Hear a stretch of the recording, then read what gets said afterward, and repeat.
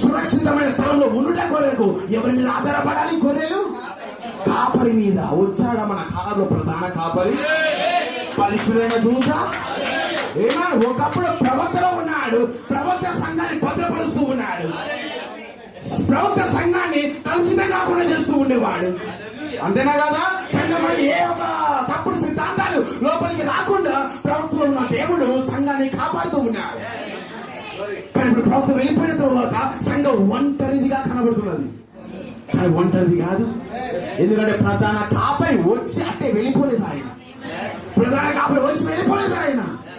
సంఘాన్ని ఇప్పుడు నడిపిస్తున్న 5 రకముల పరిచర్యలు వధువులో ఉండి ఇప్పుడు సంఘాన్ని భద్రపరుస్తున్నారు.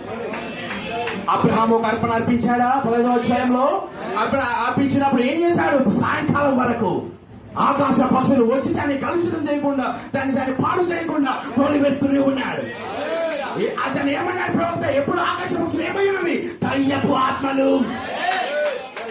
దయ్యపు ఆత్మల యొక్క ప్రాయశ్చిత్తం మీదకి రాకుండా అబ్రహాం ఏం చేశాడు? సాయంకాలం వరకు దాని సురని కాపాడుతూ వచ్చాడు. సాయంకాలం సమయంలో ఎవరు దిగి వచ్చారు?